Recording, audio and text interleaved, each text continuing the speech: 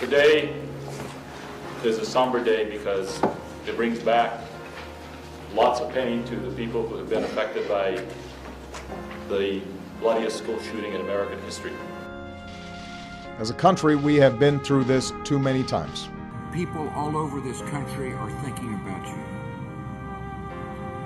and asking God to provide comfort for all who have been affected.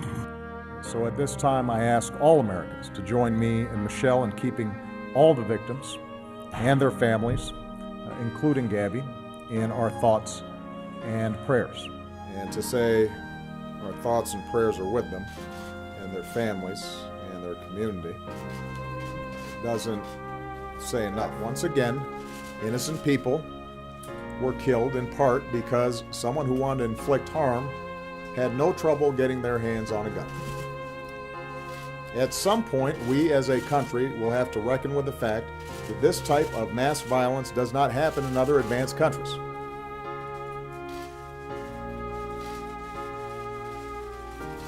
It doesn't happen in other places with this kind of frequency.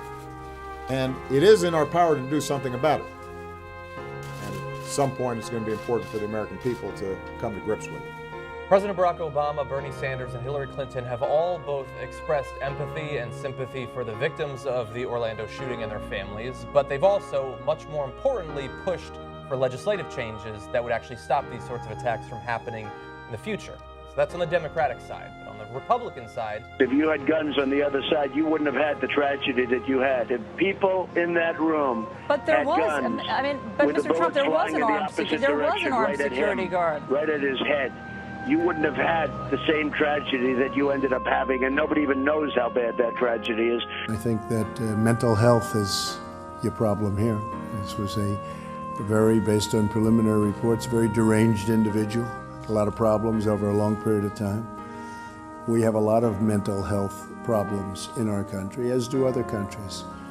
But this isn't a guns situation. I mean, we could go into it, but it's a little bit soon to go into it. But fortunately, somebody else had a gun that was shooting in the opposite direction. Otherwise, it would have been as bad as it was. It would have been much worse.